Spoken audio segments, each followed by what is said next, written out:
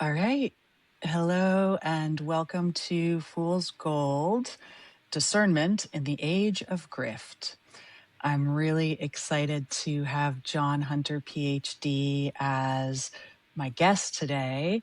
I became familiar with John's work, a couple years ago now, as I was looking into what happened, why I had the experience I did, not just with ISTA, but with the group before, and then in other religious context. And I came across John's work really explaining large group awareness trainings and what they are, and then actually why we have the experience that can be like an ecstatic or a manic experience, really a theory about how we're designed to do that, basically.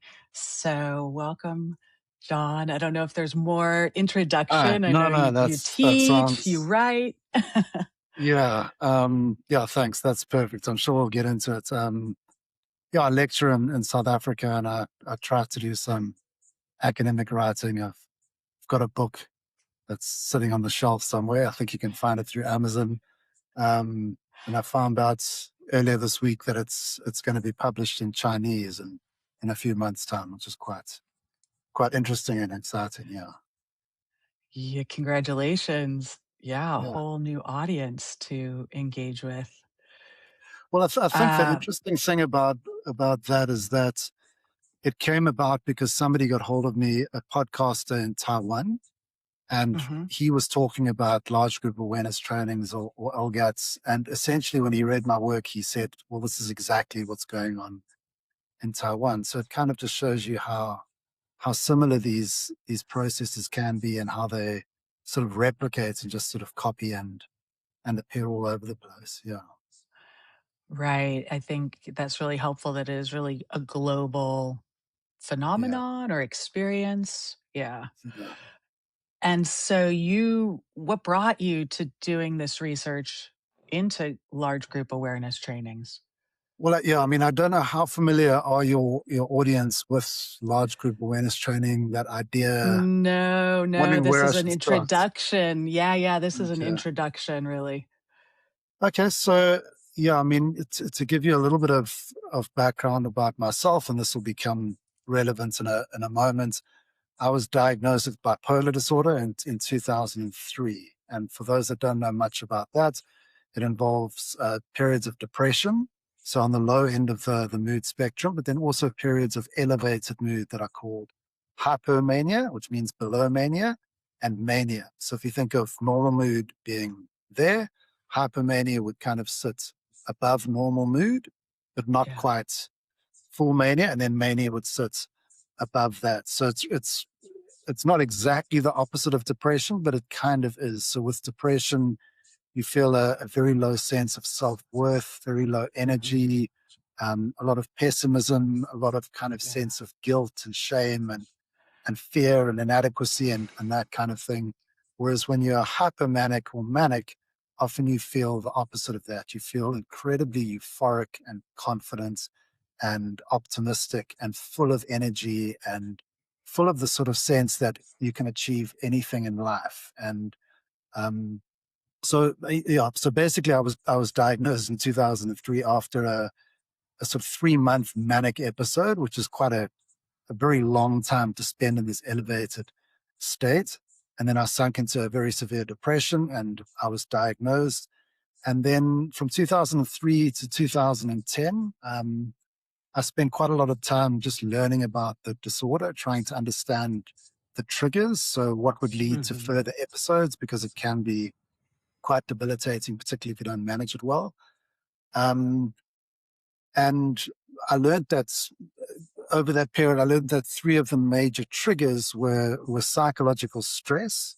So being put through situations where you just feel a huge amount of pressure, um, you know, and that stress can come in a number of different forms. So feelings of guilt and shame, inadequacy, fear, basically negative feelings can be a trigger for these elevated states. Um, then the second trigger I learned about was goal attainment. So basically reaching a goal. So when you've been striving for something and you suddenly achieve it, that can be something that can trigger these elevated states.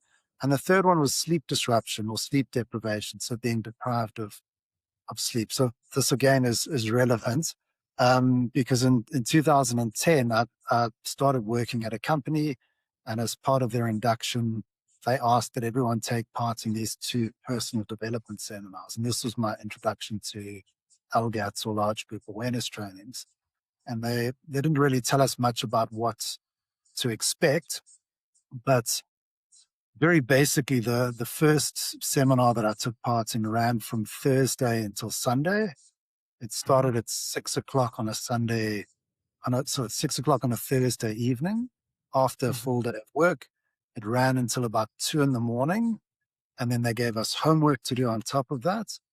Then we went to work on Friday, started the seminar again at 6 o'clock on Friday evening, ran until about 2 in the morning, gave us homework on top of that.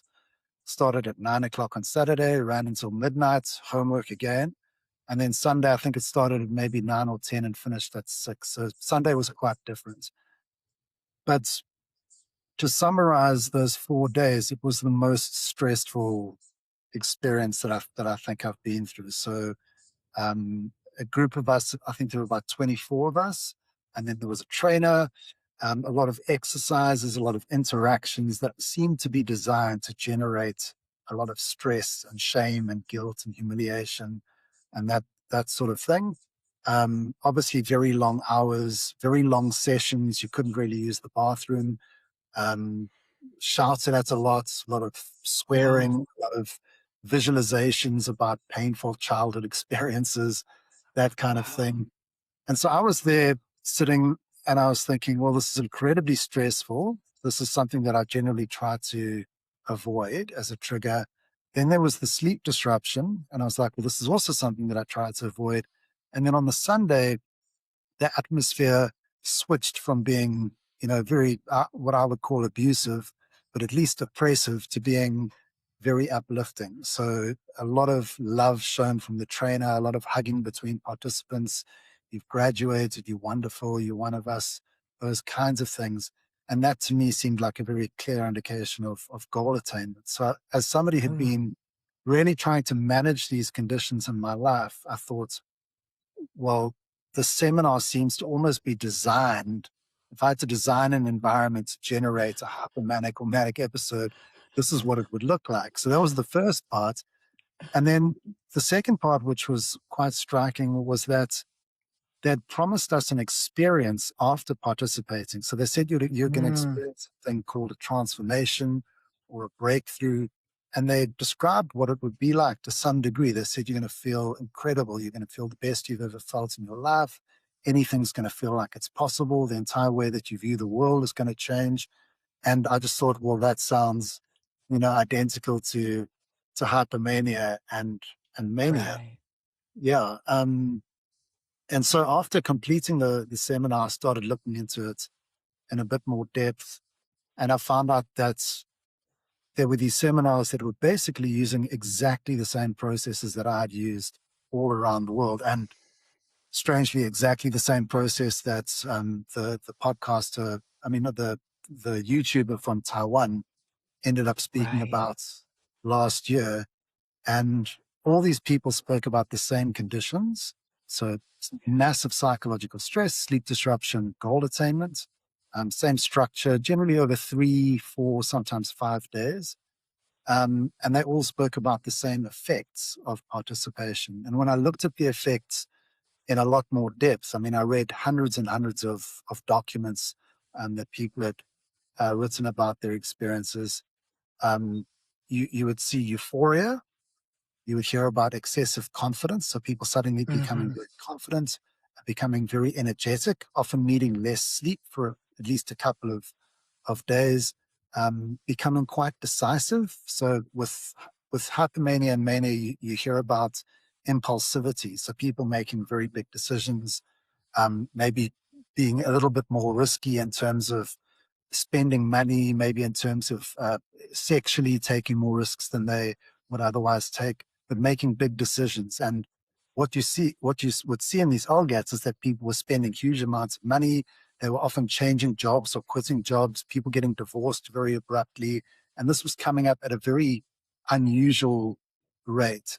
So those were some of the things that I noticed. So I ended up going back to university in 2013, and I started studying psychology, and I ended up doing a PhD on these seminars, and effectively just drawing a very clear picture by bringing a lot of evidence together that they all involve this pattern in terms of the stress, the sleep disruption, the goal attainment, and the the effects of participation look very similar, if not identical, to hypermania and mania. And Mm. occasionally you would actually see people at the very extreme of mania experiencing psychosis, which is, again is something that's linked to bipolar disorder. And then you would also have a percentage of people that would be elevated, but they would come down, and they wouldn't come down to normal. They would end up falling below the normal range of mood, and they'd feel quite depressed afterwards and quite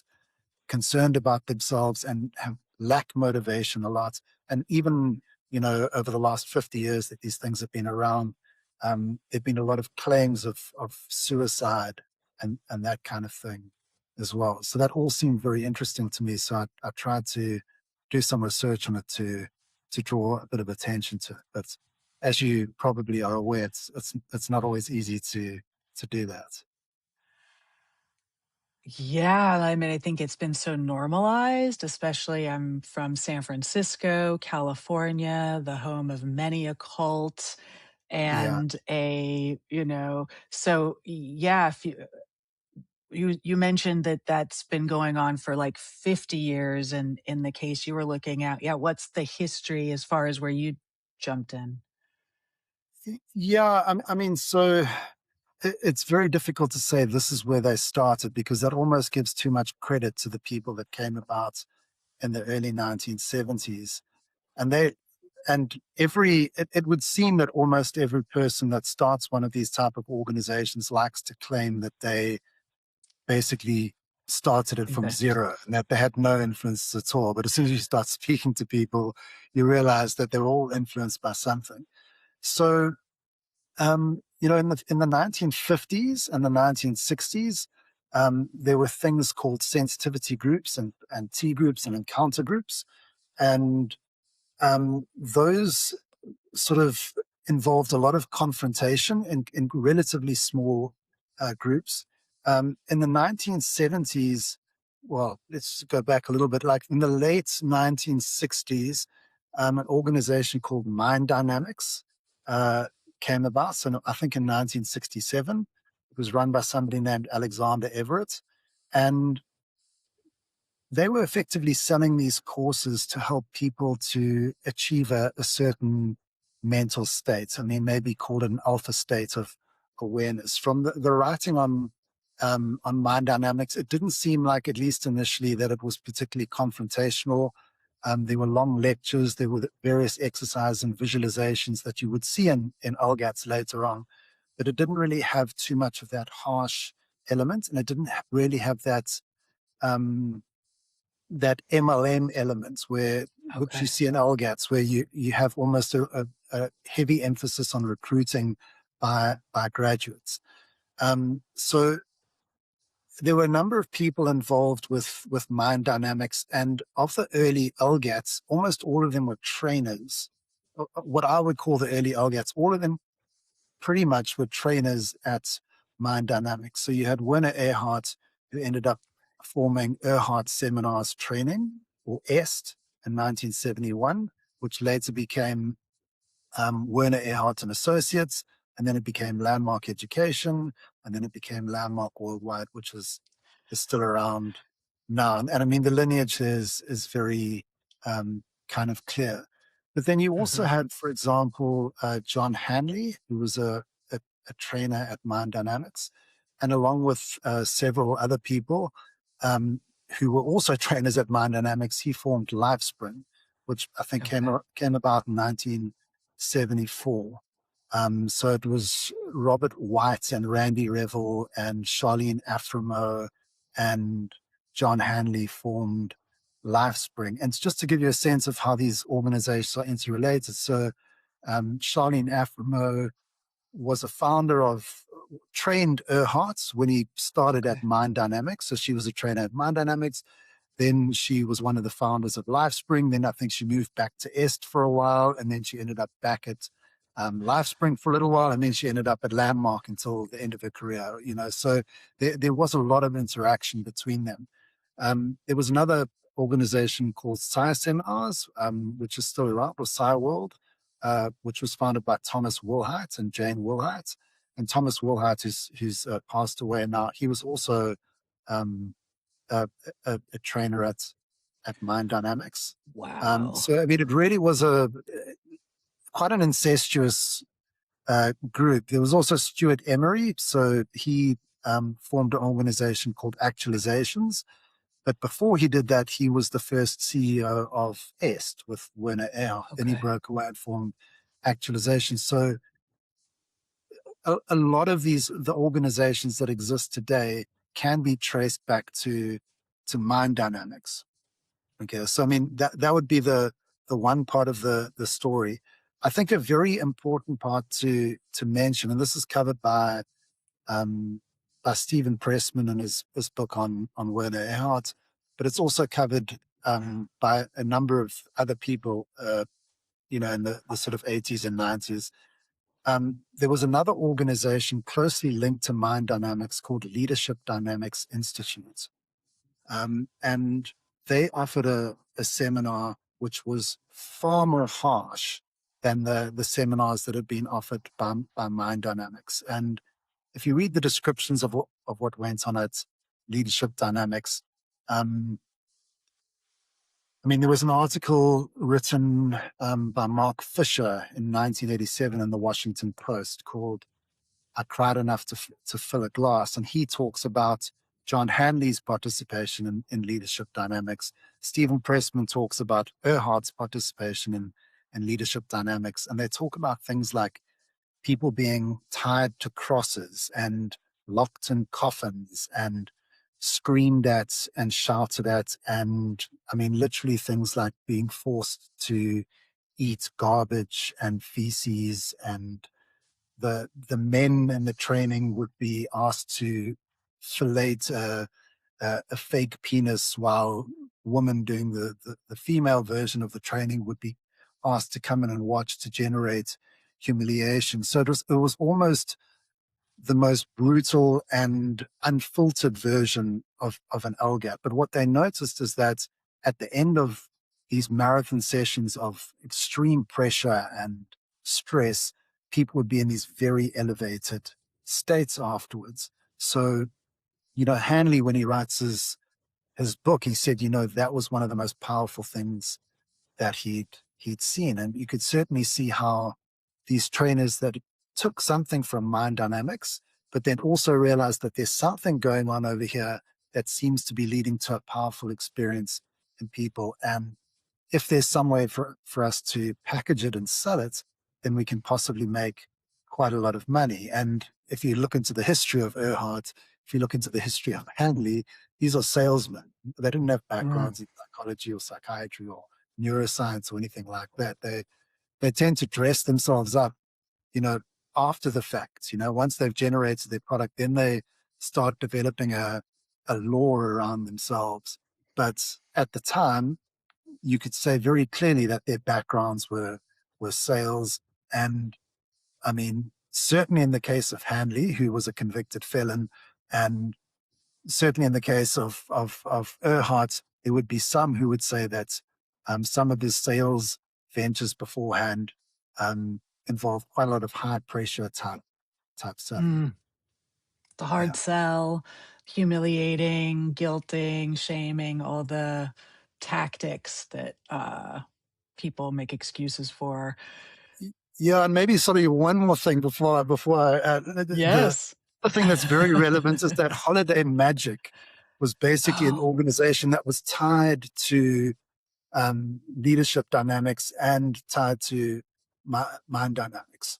And Holiday Magic was, uh, from what I remember, I might be getting it a little bit wrong. I believe they were shut down for being a multi-level marketing or pyramid type of Oh, organization in the early 1970s. So there was this element of sales, there was this element of highly abusive trainings coming from the leadership dynamics, and there was this element of kind of visualizations and almost hypnotic type of processes that were yeah. coming from mind dynamics. And you can kind of see how those things came together. There's also a fair amount of good evidence that Earhart, for example, um, had participated in Scientology um, prior to forming EST. So the organizations differ to some degree. You know, each founder has got kind of their own background and their own flavor that they add to it.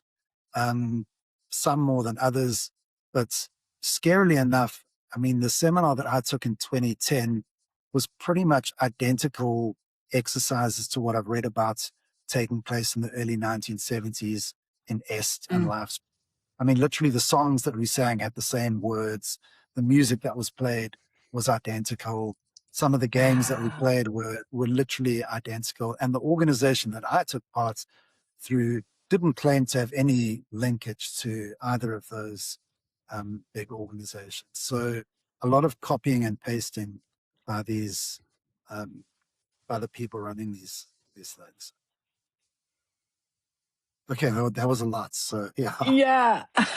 No, it's fantastic. I just think it's really helpful, as we as individuals come out of whichever organization or couple of organizations we got sucked into, to be able to step back and understand in a larger context, they're not special.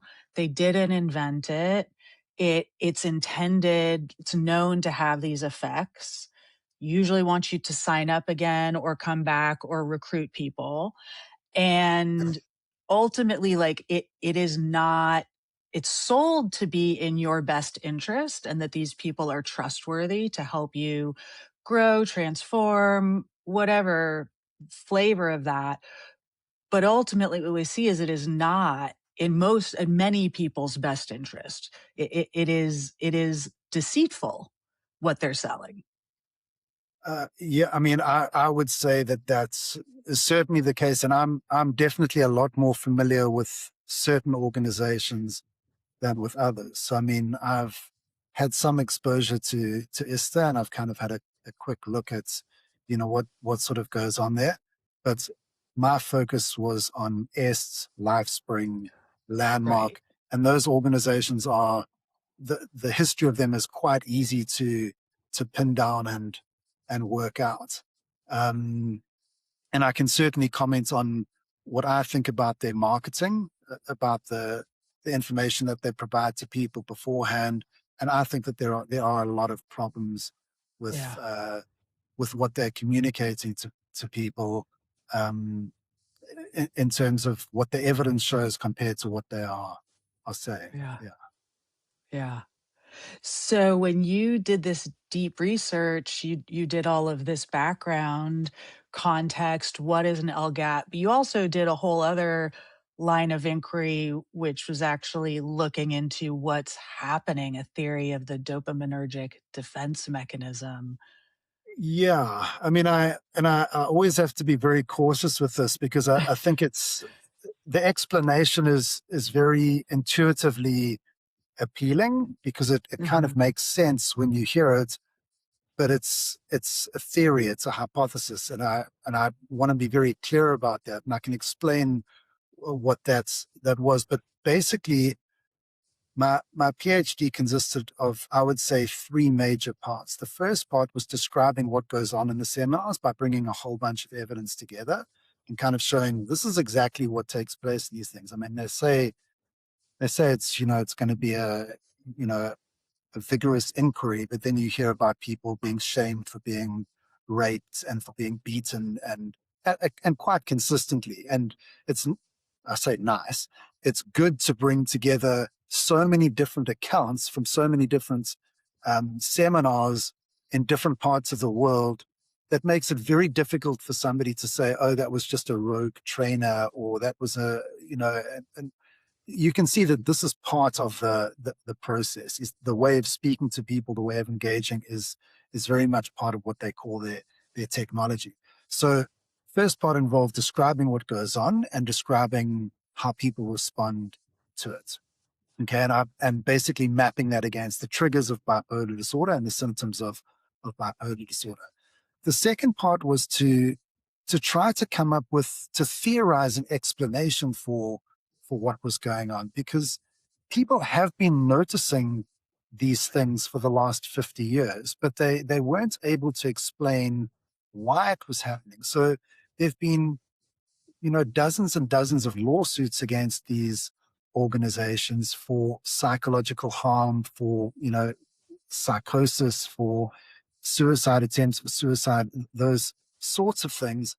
But in 1987, there was an article written by a researcher from University of California, can't remember which one, Morton Lieberman, and um, he said there's no reason for us to assume, based on what we know about these seminars, that they couldn't cause psychiatric harm. So there's no reason for us to think that they couldn't cause harm. But at the moment, there's no theory to explain a relationship between what happens in the seminars and these things that we've been seeing. And the things that they've been seeing were like the manic type behavior, the psychosis, the depression, the suicidal type of stuff. So there was no theory to explain it. So what I wanted to do was offer an explanation for it. So there were two existing theories on bipolar disorder that I thought, okay, these seem to maybe explain what's going on. So the first theory that I looked at was an old theory, linked to Freud. It was one of Freud's students. It was from 1911, so old theory, but basically the idea of defense mechanisms. So if you know anything about Freud, the idea of, repression and regression, or whatever. These are ways that we protect ourselves from things that feel uncomfortable. So one of his students, Carl Abraham, had a theory called the manic defense hypothesis.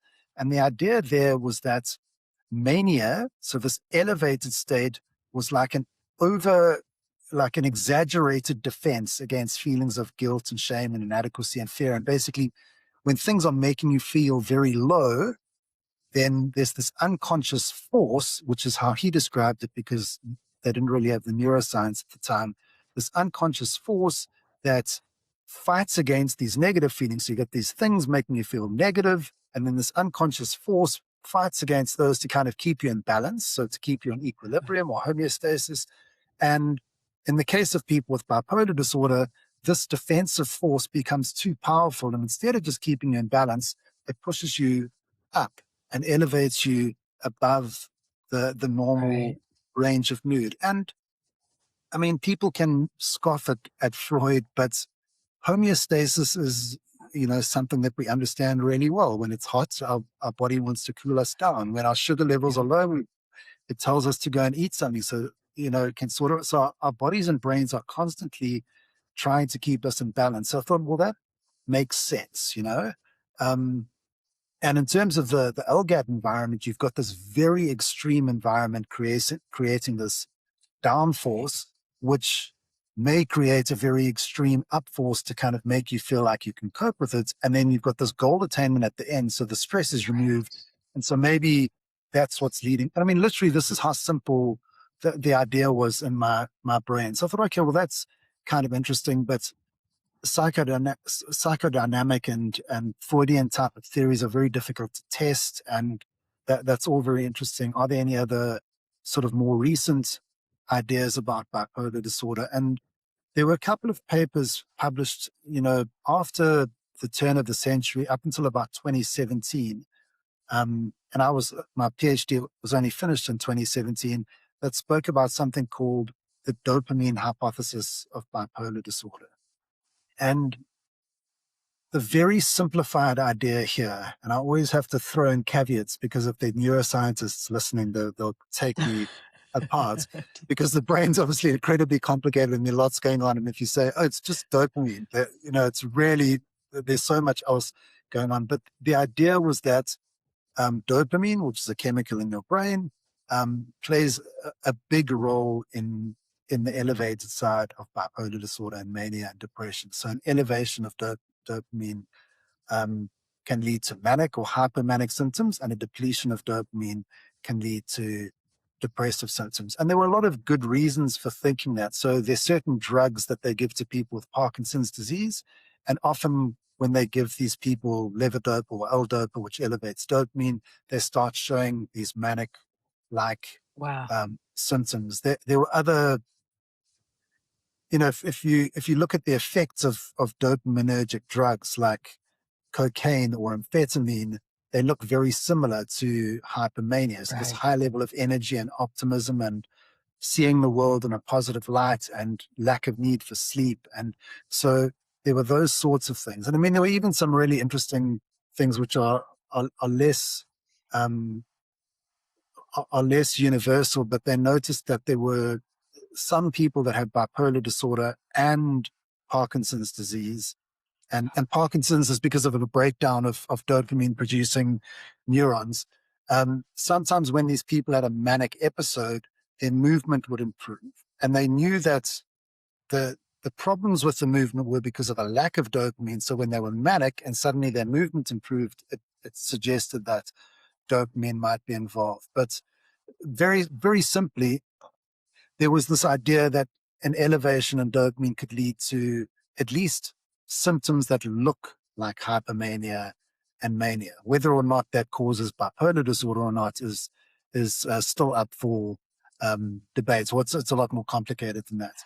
So I thought, okay, great. So we got this dopamine hypothesis.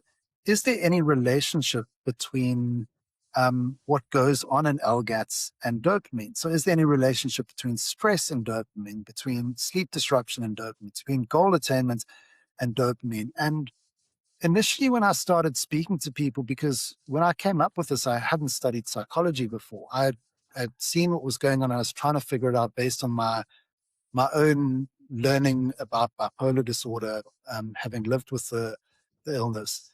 And I spoke to a couple of psychiatrists and professors, and they said, no, actually, stress leads to a depletion of dopamine. And so I thought, oh, okay, well, that's totally the opposite of what I thought. So anyway, there goes my idea. But the more that I looked into it, I started seeing that there was a subtlety to that relationship. And the Mm. way I often explain it is it's a little bit like the relationship between exercise and perspiration, or exercise and sweat.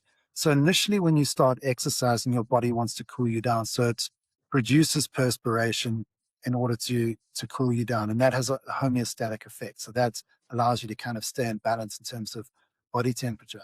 But if you keep running or if you keep exercising indefinitely without, rehydrating, it's going to lead to a depletion of moisture in your body. And so a lot of the research on stress Oh, and dopamine was speaking about it in terms of chronic stress, like this long-term stress that would lead to this depletion of dopamine and the symptoms associated with that. So like um, a lack of motivation, anhedonia, right. like all of those kinds of things.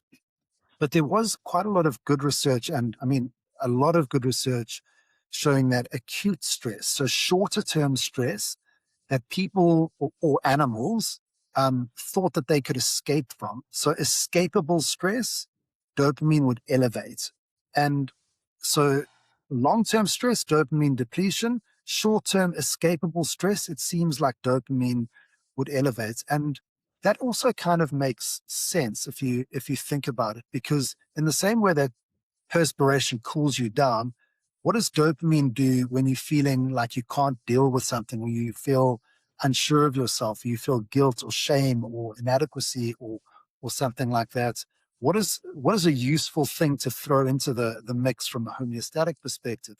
Well, think about cocaine. I mean, I'm not advocating cocaine, but if you take a drug like that, you feel a sense of confidence. You feel a sense of, I can deal with anything. I can get through this situation. So there was a good theoretical reason to think that dopamine would be useful in that situation. And there was empirical research showing that under certain circumstances, dopamine does get released when there's stress. So I was like, okay, Acute well, that's great. stress. Maybe these LGATs have evolved to basically hit the sweet spot in terms of how much stress there can be, and it's definitely Right. escapable stress because you know that the seminar is stressful, it's difficult, but you're going to get through it in a couple of days. So I thought, okay, well, that kind of makes sense. Then there's other research that shows that stress or like an unpleasant state of homeostatic imbalance also makes the dopamine system more sensitive to rewards. So if you experience a reward, it elevates dopamine. And that's kind of the first thing that we knew about dopamine. It used to be called the reward pathway or the pleasure pathway. Right. So when something rewarding happens, dopamine kind of codes it. It kind of goes, remember that. That's important for survival. And it kind of spikes to let you know this is something that's useful. But if you're in a difficult situation, so say you're in a stressed situation, that spike will be even higher because now you're in a very difficult. It's almost like you're very, very aware and you're really looking to see if there's something that can be useful for survival. So when that reward comes, it really elevates it in a special way. So what have you got in LGAT? You've got this period of 2, 3, whatever days of a lot of psychological stress. You know, these relaxation exercises kind of thrown in there to kind of keep you feeling like, okay, this is manageable, whatever. You're going to get through it in a couple of days. A lot of stress, but you're in a state of homeostatic imbalance. So your body's producing, theoretically, dopamine to help you cope with the situation. And then you have this massive social reward at the end. You've graduated, you're wonderful, you're amazing. This thing's all ended. And so, at least theoretically, this could be a great way to elevate um, dopamine. I mean, amongst other things. And then if you look at the symptoms of elevated dopamine, you see everything that you see at the end of these seminars. You see euphoria, you see elevated confidence, energy, impulsivity, an enhanced sense of creativity. People become more sociable. They want to interact with people more. Like there's this big sense of bonding, which, maybe more oxytocin related but Mm. there's a lot of things that kind of really look like what you would expect if there was a huge sort of elevated dopamine signaling. And then at the extreme of it, you start seeing psychosis. And there have been claims of psychosis for, as I say, for 50 years. And they would always just say, like, well, this could happen anywhere. It could happen in a supermarket. It could happen. But it was happening at a rate that was higher than what you would expect. And I mean, there have been more than 7,000 journal articles written about the relationship between dopamine and psychosis. Almost all of the antipsychotic medications are dopamine blockers in one way or another. So they reduce dopamine signaling. So somebody that's experiencing psychosis, they give them a drug that reduces dopamine, and that tends Oh, to kind of bring them back down to um, normal. So, at least from a theoretical point of view, there were a lot of things that were like, okay, well, that falls in line, that falls in line. And so far, there hasn't been anything that somebody's said to me or shown me that's kind of said, well, this is why your explanation can't make right. sense. So far, it seems to um, at least make sense. It hasn't been tested yet, though. Yeah. Wow. And that research now has been out how many years since you published? Well, I mean, the PhD was 2017, but I kind of it sort of sat on a shelf for quite a while, and then I don't know who ended up getting hold of it, but a lot of people in the States actually, people just started contacting me. I didn't really have an email address, and I I presented at a conference in maybe 2022 at the International Cultic Studies Association conference. And then from there, Steve Hassan wants me on his podcast, Yep. and he said, you should probably get a website. And I said, oh, okay. And then after that, then I just started getting, calls and emails from people all over the world. And it's been really fascinating. I mean, I've got a book in front Wow. of me at the moment, and every page is just some person that I've either done a podcast with or sat down and had a conversation with about their experience with either personally in an LGAT-like group, or often it's like a family member or a partner or a spouse or a child, and they kind of don't really know what to do about it. And it doesn't seem like anyone else has been doing research on these things. I was the one lunatic who, through my academic career, behind this area of research that nobody wants to publish.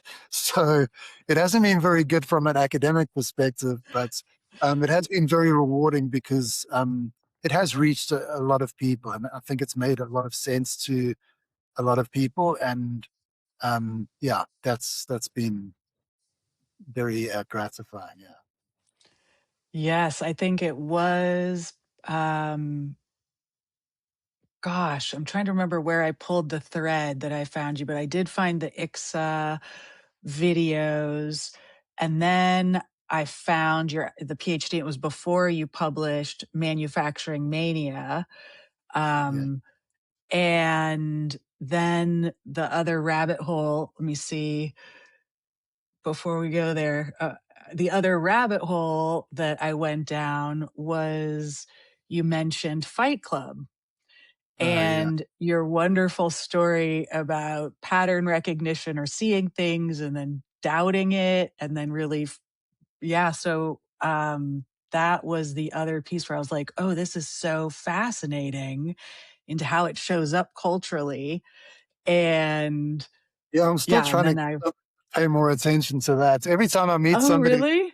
yeah, I mean, I think it's unbelievably fascinating, but I think it's so difficult to explain without the detail that if you kind of try to just do it in Uh, a session, people will just kind of look at you like, okay, yeah, all right, pal, and then they wander off and think that you lost your mind. So, um, yeah.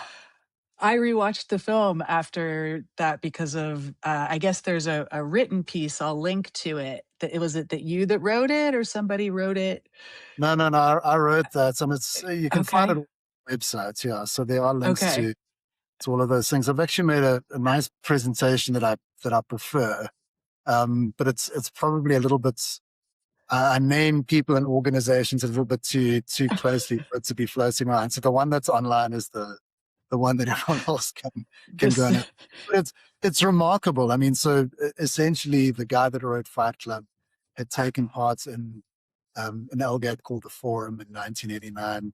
And if you know anything about the history of the organizations and the people and the way that the seminars work, Fight Club is really just a satire of the industry. I mean, there's a little bit of stuff on consumerism and masculinity and whatever, but the primary focus is really him just almost every scene is a nod to some place or some person or something from that industry.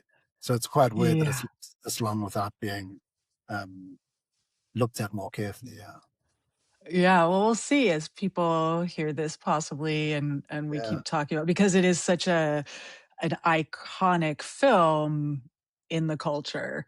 yeah, Um, and I love clue hunts and you break down like there's the little clues and little signs that the director, the writer put in there yeah, that made it, another layer of depth that was really fascinating. yeah. And it's I mean it's very meta because he sort of hints that he's inserting things by flashing Tyler every now and again or flashing something every now and again, but really there's other things that are being flashed throughout that you aren't aware of unless you kind of know what to look for. So yeah, very, very Yeah. fascinating. But for somebody with bipolar disorder, I mean, I picked it up in 2012 and I've got a history of delusion and seeing things that aren't real and thinking things that aren't true. So as soon as I saw this, I was just going, you know, this definitely seems like it's linked, but also I'm kind of crazy. So I sat with it for a long time before I had the courage to sort of write it down and publish anything on it. And then, the people that have read it seem to be like, okay, yeah, that does make sense. So it's nice to realize that at least on occasion I'm not a complete lunatic. Yeah.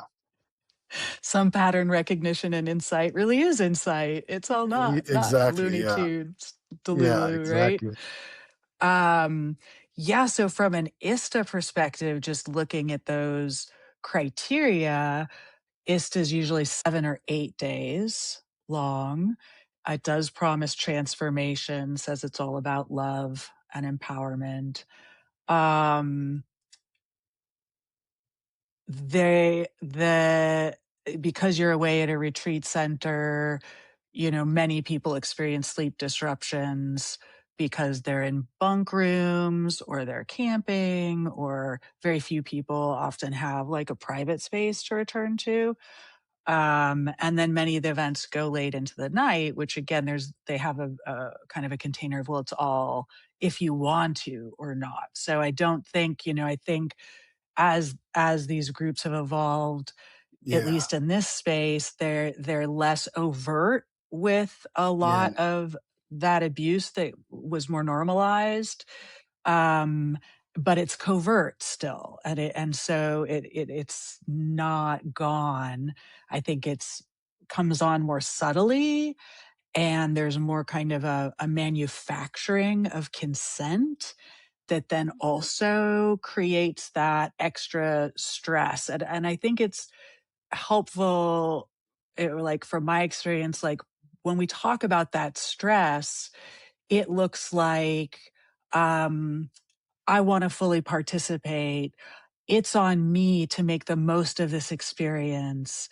I'm going to take these opportunities to look inward and find what needs to be fixed or reveal what hurts. And it's in my power and it's my responsibility to do that in order to get the most out of that experience. And if I'm not, it's my fault because I'm not trying hard enough. So there's this like proving, efforting, and yeah, so much of it is turned on oneself, right? So it's like the beautiful things we do in like a good therapeutic relationship or in some deep friendships that have time and space, that we would look into dark corners or blind spots, or but it's like compressed into yeah, this rather, dramatic.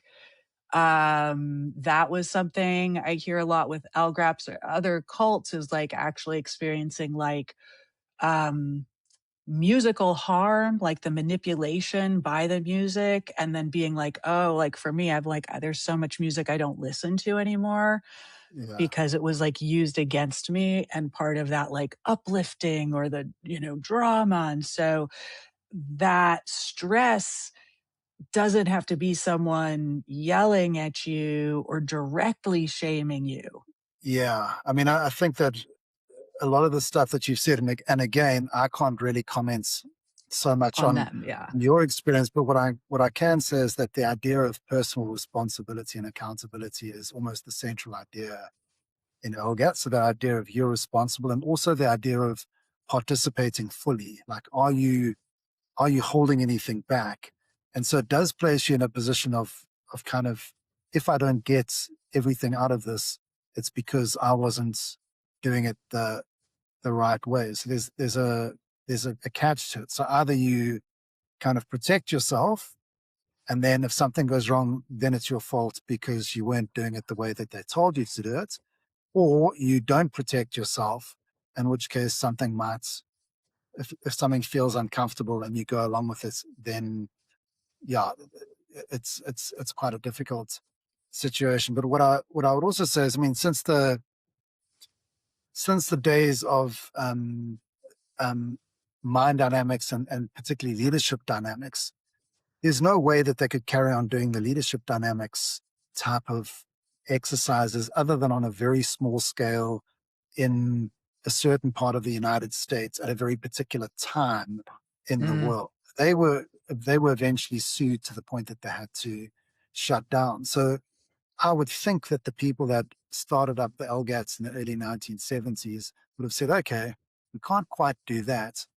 I mean, but maybe we can generate some of the same responses without, you know, forcing people to eat garbage or hanging people on crosses.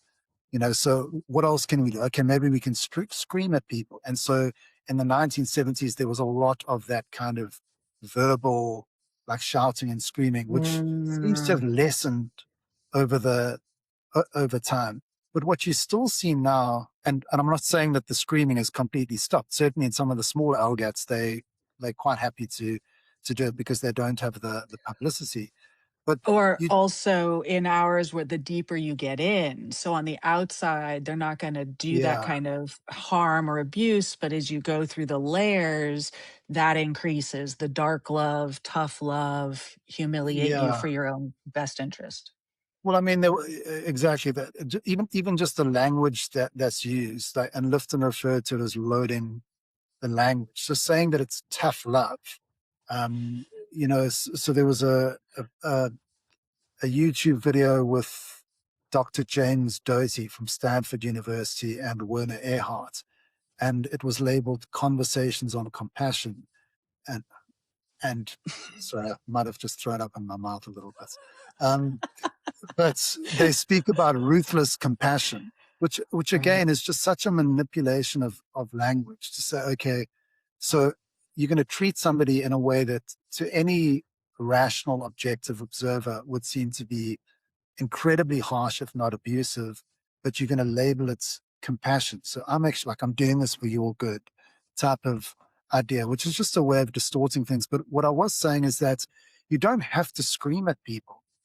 If you see the way that some of these skilled trainers interact with people, it's often more about kind of getting people to feel like they are responsible for something that happened or that, and by responsible, I mean, like in brackets, very loudly and bold, to blame for something. So that can do far more damage to somebody than just screaming in their face. If you can really uh, assert a position of authority over somebody, like, I know how things work, I've got all this insights, I'm revered as a trainer or as a leader or whatever, and I've got this knowledge, and I'm telling you about something, and I'm getting you to think about yourself in a way that can be very hurtful. There doesn't have to be screaming. There doesn't have to be anything that might be called overtly abusive. But you do see some of these conversations and these interactions, and you think that would be hurtful to a person, even though nobody's voice was raised.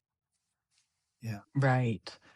Right. So yeah, I think that's a shift we see. And you're speaking to like Mindspring and kind of the lineages. What we know with ISTA is that the founder definitely attended Landmark and or other adjacent. Okay. So did one of the main women who's on the council, and she's actually in the Osho lineage.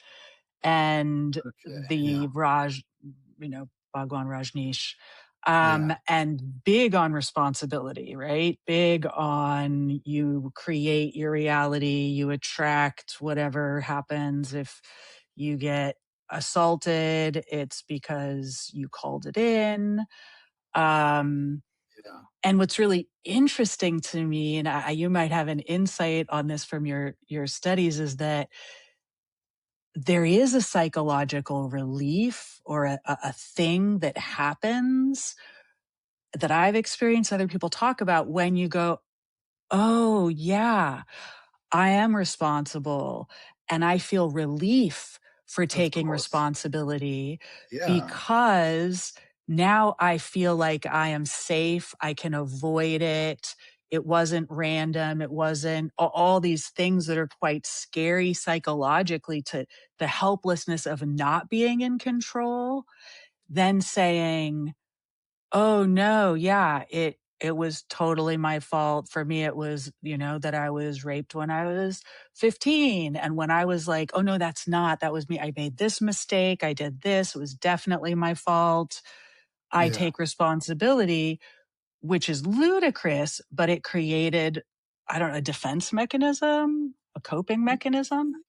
Yeah, I mean, I think that the problem is that there's a lack of subtlety in the way that these ideas are being applied, because they're being applied by non-professionals, a one size fits all, or and as you said earlier, in a very rushed way, without really developing a trust relationship. So if you were um, a registered psychologist in South Africa, I'm sure it's pretty much the same in the US. so much of the training goes towards avoiding harm. And Right. the problem with that, and I think this is why a lot of these organizations exist, is that sometimes therapists can become just yes men who just tell you how amazing you are. You may as well speak to Chat GPT and it will tell you what a legend you are. And that's not going to be useful. So you want somebody that challenges you, that kind of pushes you, that says, actually, no, that's not great. How can we maybe change this, etc. So saying that people should take responsibility, that's true. Of course, you should be taking responsibility for certain things, but it's when you kind of just brush over the nuance of it, and you're saying to somebody that was sexually assaulted, you're responsible for this, and you're doing it in, I don't know, 10 minutes, 20 minutes, whatever it is that you've got the trainer interacting. They haven't met you before. There's no ability to contain that that conversation, and it's being done in front of a group of people. There's also a performative element to Mm, it, because the trainer or leader doesn't want to come across as maybe showing any doubt. So there's never any opportunity for the leaders to go, actually, hold on a second, maybe I need to take a step back, because that undermines their ability for the next person, where they're going to be pushing them to accept mm, responsibility for something else. So it's not so much that the ideas are problematic, it's that the application isn't being done responsibly. And that's why it may, work for a fair number of people. But if you've got the mindset of, well, if you want to make an omelet, you've got to break a couple of eggs, and the eggs are people, then right. that's a problem. You can't just discard the people that are harmed as if they're nothing, and just only count the wins and be like, look at all these testimonies that we've got on our website saying what an amazing time we had. Yeah, but what about the group of people that was really negatively affected by participation? You can't just forget about them. And that's what you know, at least a psychologist, psychiatrist shouldn't get away with doing. There should be more regulation. There should be more oversight. And I'm not saying that problems don't exist in Right. that space as well. There can be corruption, there can be bad actors, there can be whatever, but there's just no regulation when it comes to these spaces. And in order to generate what they're selling, which is this powerful experience, it's it's like the movie The Big Short. There's an incentive to take risks if somebody's going to bail you out. Why not gamble more heavily if the upside is infinite, and the downside, there's a limited downside? And I think a lot of people running these organizations, whether intentionally or not, might see it that way, is that the upside is, I want to get as many people having these powerful experiences as possible, and bonding and telling people, and going out and telling everyone that this is the greatest thing ever. And if there are a couple of people that get hurt, I mean, how difficult it is to, number one, afford to sue an organization. Number two, convince, anyone in the legal system that psychological harm was definitely caused by this particular activity. It's a very difficult thing to do. So you have to have the mental fortitude, the financial resources, and somehow enough evidence to convince people that a weekend or week-long retreat caused you, very serious psychological harm. It's a difficult thing to do. And we have someone that, at least one who went straight into a psychiatric ward from the training, and many stories of facilitators who have left, who have said, yeah, I saw people in psychotic breaks and clearly not okay. And it's not only that people end up that place, it's how are you treated in that moment, even.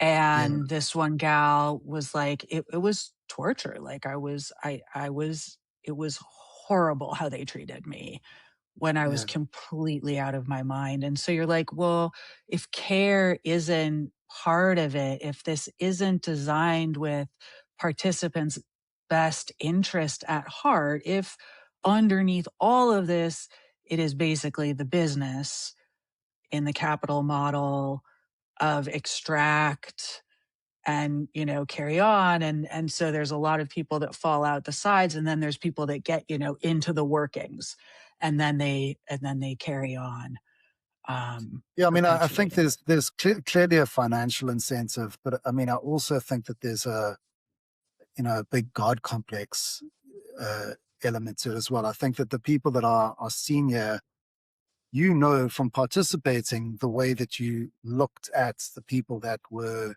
leading, and then when you hear about the main lady or man or whoever, then and that person is just there has to be something incredibly intoxicating about that for people that have got that level of power and that level of almost worship coming from people. So I think that there's a financial incentive, but there's also that that other side that's is driving people. Right. I mean, there's the research also into the brain that as we gain power, we lose attunement. We lose mirror neurons as Okay. we get more, and so we misinterpret people in our favor. So we're and then people withhold information because we have power, and so the Yeah. hierarchical adaptations are fascinating. And it's like, oh, okay, can we Yeah. actually kind of keep each other on the peer level and share power and not be so conditioned to this, the great man, the Yeah. I mean, accumulation of power. Mhm. it's funny. When I've spoken to some people about bipolar disorder, sometimes people say, "Oh, like Kanye." I'll think, well, that's not a great example, but it speaks to what you're talking about. Is the idea that this person has got just yes men following him around the whole time. He had a God complex, I think, before there was any mental health stuff going on, and he's obviously quite an eccentric person to start off with. So that's not a great example of bipolar disorder. But I do think that absolutely, when you've got any person that's walking around and people are not keeping them in check, you're going to get the worst version of that person. And yeah, I mean, a lot of these organizations, there'll be one or maybe two people that are kind of right at the top, and yeah, they Right. there's nobody really checking on them. Yeah, Right. The charismatic leader, the one that's channeling the entities or has the secret, messages, yeah, solved the mysteries. Um, One of the things that I don't and think we've talked about, and I'd be curious about your perspective, is especially in when I went into the Miracle of Love, which was a 1 week long personal development sold as the roto rooter of the soul. Like, why would I go that? Anyway, I was like, yay, roto rooter my soul. And they claimed that they had no dogma, no worldviews. It was just an experience open for everybody. And yet, after we did, these emotional release, cry, very like looking at your childhood trauma and singing and dancing and crying and emoting and then falling into this kind of like spent hypnotic, right, state, they started playing tapes of the woman they said wasn't the leader, of her talking and talking. And it was, of course, you want to escape. Of course, you don't want to be reincarnated. If you set your eye on the prize, this is the lifetime in which you can achieve escape. Nothing should stand in your way. And so, I found these things in my head after I left that I yeah, was like, I don't believe in things, but all of a sudden I have these ideas, and they were like implanted in that state of vulnerability, yeah, impressionability. yeah. I mean, I think that general pattern is so. I mean, I said that there were three things that I looked at in my PhD. The first was the description of the conditions and the results. The second was the theory about what was going on. And the third thing was the social influence side. So that's how they basically influence you or persuade you to believe something. And OGATs tend to do the same thing. They say that we don't have any beliefs. But then if you ask anyone that's spent a lot of time in them, you say, is there any such thing as a victim? No, there isn't. Like, well, that seems to be a belief, right? And it's not the one that you had beforehand. But the general pattern from an influence perspective is they make it very difficult for your critical thinking to operate. And again, I'm talking about the ones that I know about. So Mm-hmm. overload you with esoteric information and often contradictory information and big words and a lot of jargon. So it's actually very difficult for you to process everything. At the LGATs that I've looked at, they don't even let you take notes. So you're sitting there for, 8 hours, 12 hours, however long.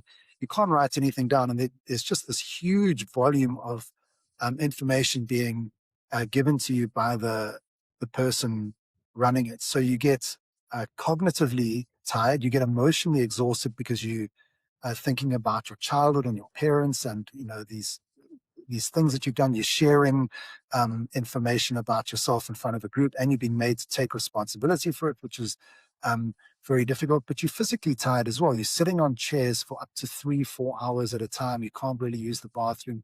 You've got homework late at night, but you're getting cognitively, physically, emotionally exhausted.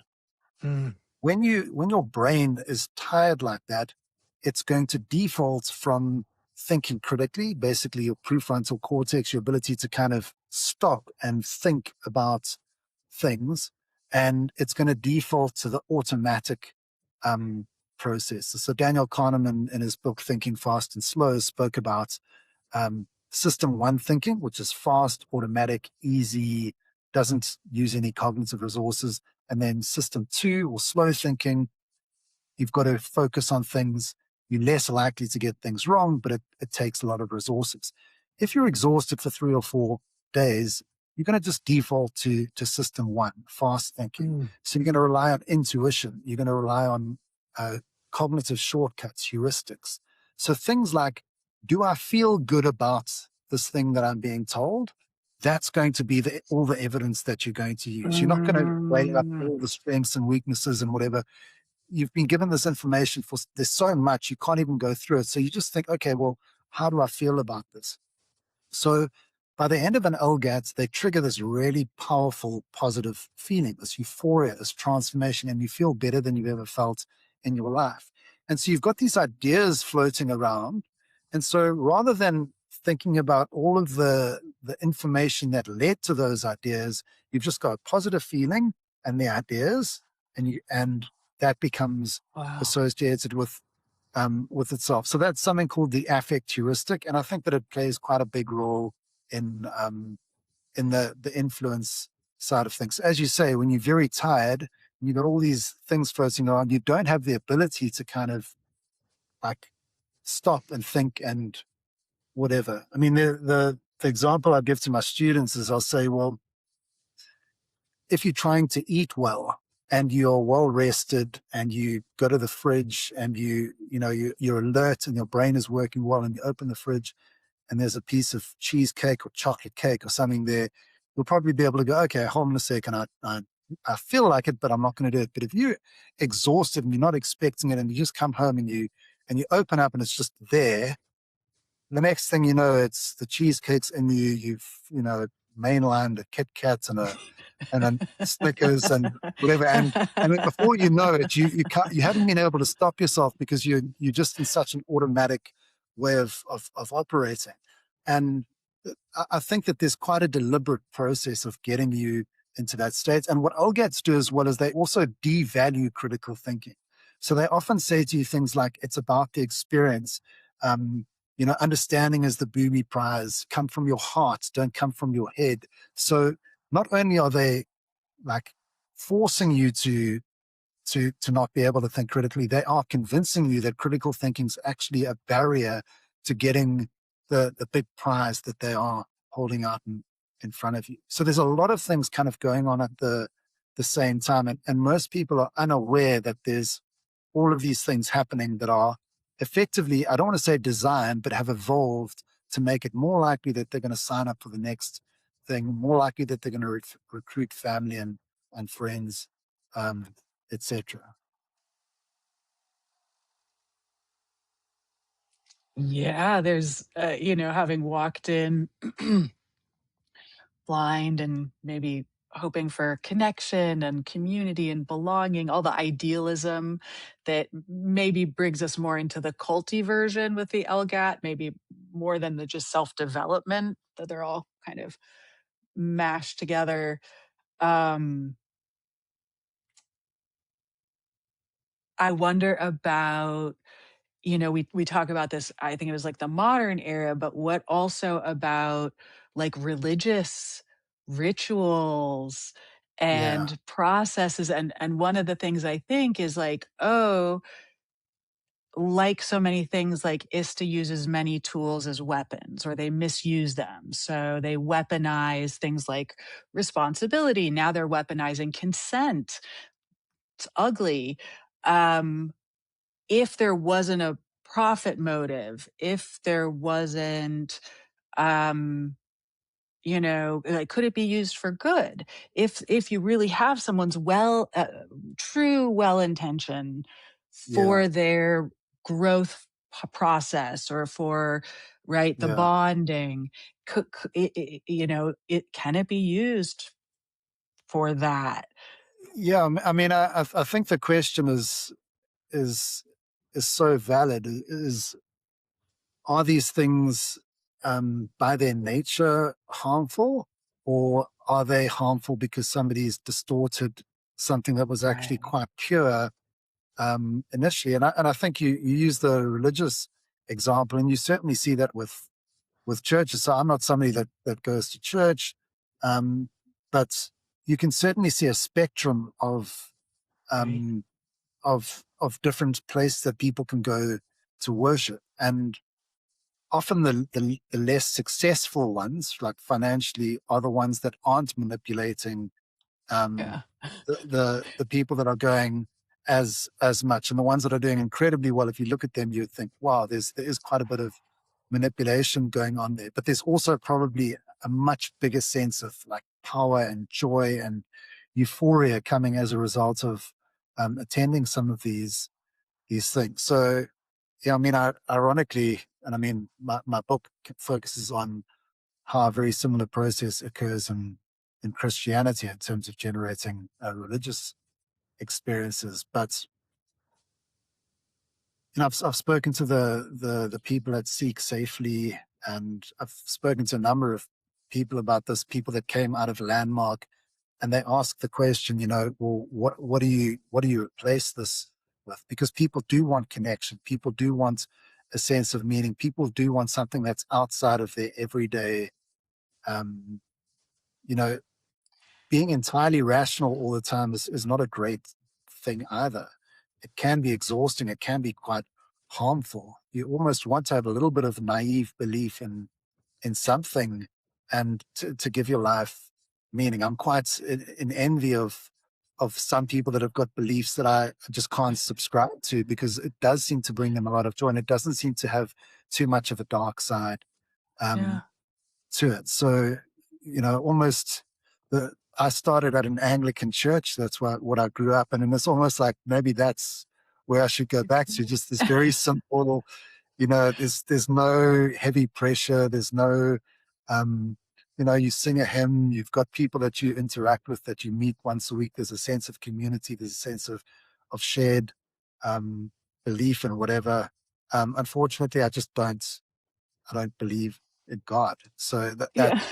it makes it quite tricky. I'd feel like a bit of a phony, but I I, I do I certainly do empathize with the idea that like not having anything is also a tricky place to be in, and it really does feel good to believe so strongly in something, to feel Oh, yeah, it connected with does. people Yeah. that's all have got this very strong belief. But that's also why, that person that you mentioned that had a mental breakdown, why they didn't kind of look at it seriously, because it threatened that amazing feeling. It threatened what they had. And so it's easier to kind of just say, well, this is something wrong with this person. There's nothing wrong with what we believe in.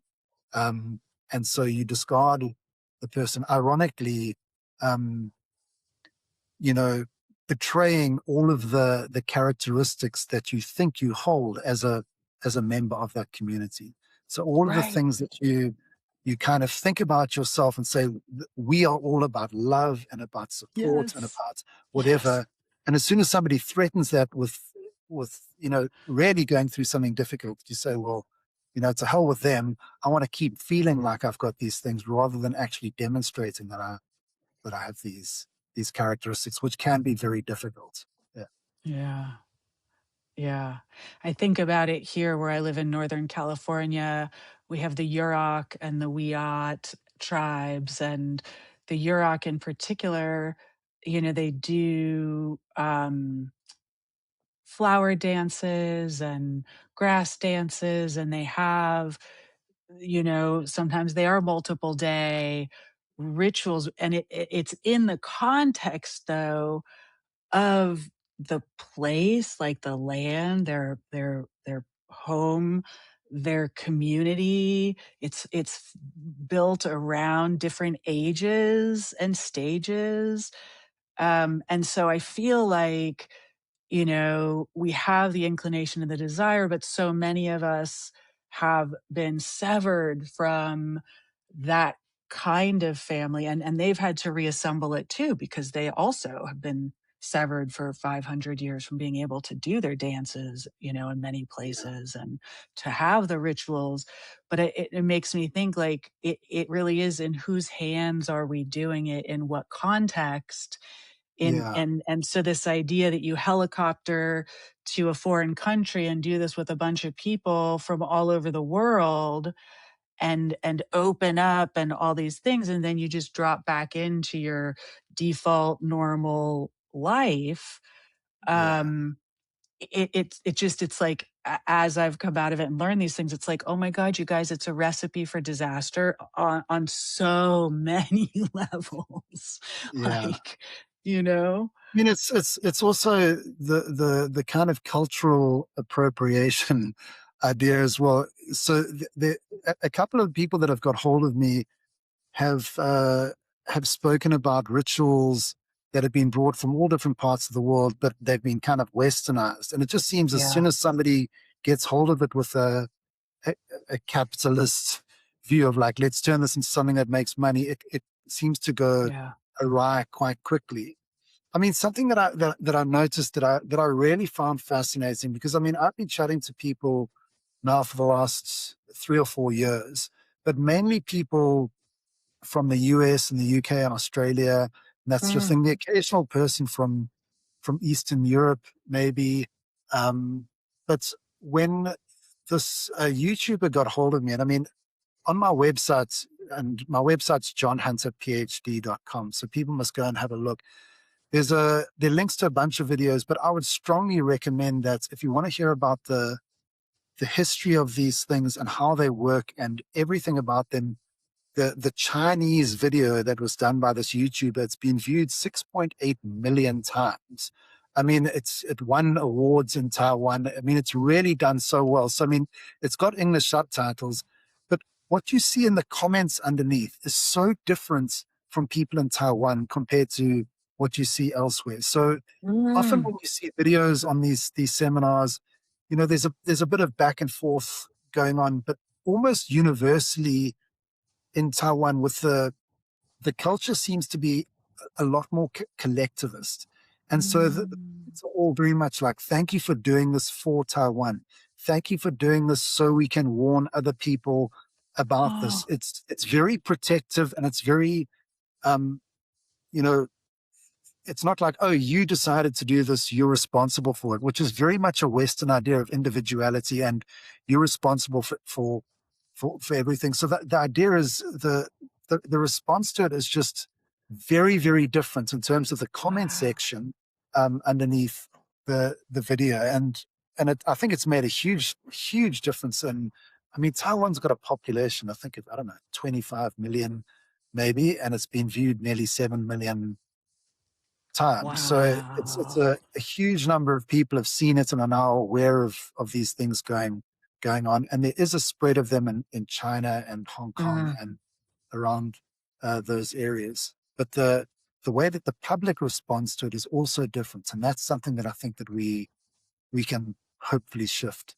as well, is that people become aware, they share it, and they see it as this is something that we all kind of accountable for, and yeah, get the conversation more in that direction. right, right. Yeah, kind of back to the broken eggs, so, well, it's only 5 or 10% of people that have a bad experience. Like, we're really gonna, overbalance since so many more people have had a good experience. And that's just such a Western and transactional, you know, attitude, it seems, because there are others that come in and are like, oh, yeah, we need to consider how do we not do harm? We need to consider, Yeah, as the creators, as the people being paid, as the experts, that is our responsibility. yeah, and again, my view isn't that things should be censored and people shouldn't be able to participate if they want to, but there needs to be informed consent about it. So if you're playing Russian roulette, you can't give the person a revolver and say there's a 0% chance that something bad's going to happen. If there's one bullet out of the six chambers or whatever it is, like you have to say to people, that is the risk that you're taking.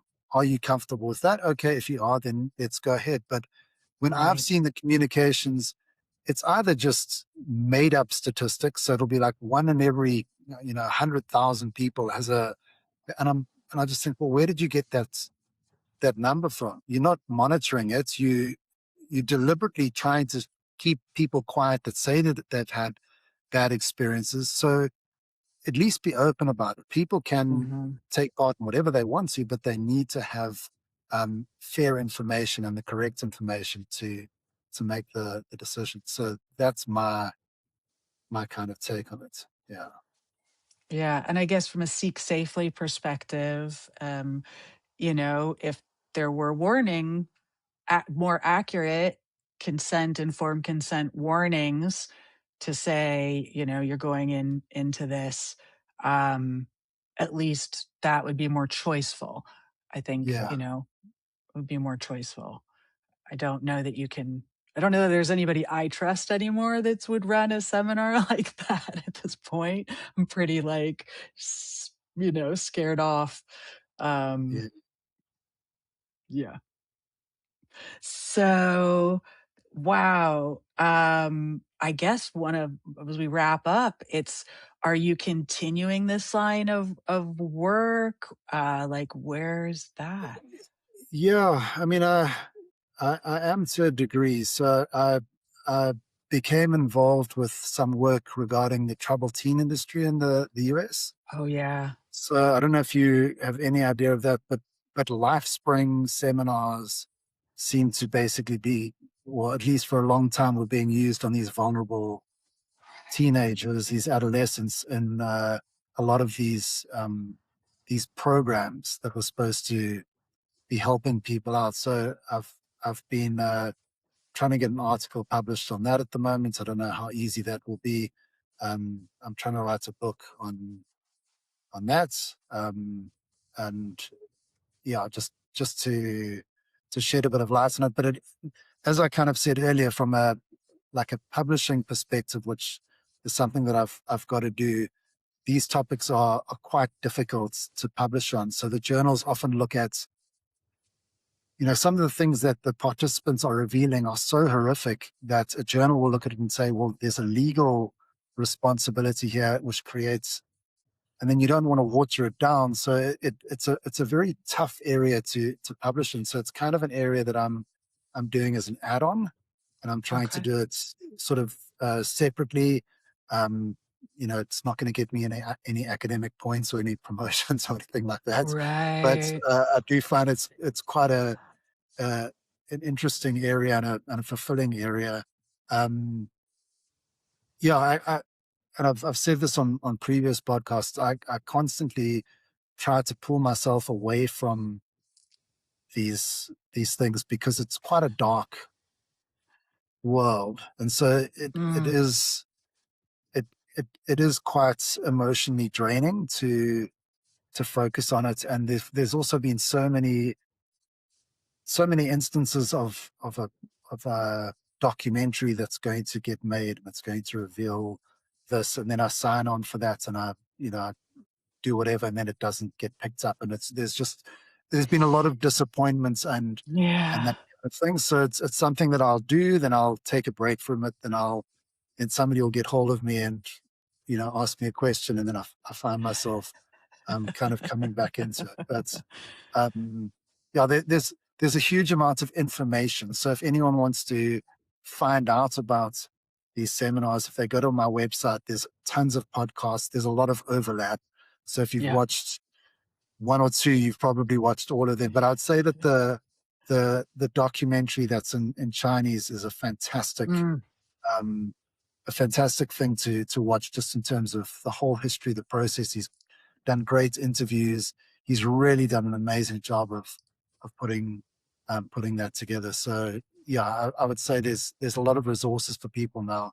I think the one thing is that's useful is the idea that the term LGAT is now getting known a bit more, because everyone used to be like, oh, ISTA or Demartini Institutes or Landmark or Lifespring or whatever, and nobody would know that these things were, at least there were some overlaps hmm. between. So when you can understand the general process and understand that there are a lot of similarities, it makes it a lot easier. So somebody's been through something, you can say, maybe go and listen to this podcast or read this document. Right. If you start recognizing things, it's easier to find your way to answers than I think it was 10 years ago.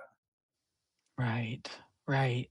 I know in my journey of pulling through it, it was, it's been really useful, kind of like when I first learned about Darvo as language for what I had experienced over and over, Yeah, which is the defend, attack, reverse, victim, and offender, for those that yeah, don't know. And that created again a context to get out of my own spin and shame and everything. yeah, And so same with understanding, oh, I'm in this context, this experience that I was moved through, right? Um, and so it reduces my shame. It helped me, work yeah, through the harm faster. yeah. And I mean, I think Yeah. as well, when you look at the demographics of people that have bought into LGATs, like often very educated, very smart, if you know what I mean. So you can look objectively and realize that this isn't something that, you know, shows any weakness on Hmm. anyone's part to get involved in. And I think the other thing is that they weaponize like people's good nature. Like a lot of it has to do with wanting to do something good, wanting to be a part of something positive, wanting to connect with people. So it's really a good part of people that um, these things work on. I've said before, Yeah. if you threw a complete sociopath into one Yeah. of these seminars, it wouldn't affect them at all, because they wouldn't worry about somebody sharing about a traumatic thing that they went through. Like none of this would impact them. It's because we care. It's because we have empathy that these processes work on us. And that's why it works in America and in Bulgaria and in South Africa and in Australia and in Taiwan and in Hong Kong, because people are people, and we People. all have these common characteristics. Yeah. Yeah. Welcome to humanity. Yeah. We are people. Well, thank you so much for taking the time. I'm so excited to get this out to people and continue the conversation and help more people understand both what happened to them, what LGATs are, how to avoid them, what, to share with their friends. So maybe we can reduce some of that suffering and loss. We can go do actual pro-social community building things that are going to, be more foundational and sustainable than jumping into these containers that really, end up being quite extractive on a lot of levels. Yeah. I mean, I think that there's a lot of opportunity to do good stuff in the world at the moment. So Yeah. there's no shortage of it at the moment. So yeah, Right. Yeah. Thank you so much. And sure. that's the end of our episode.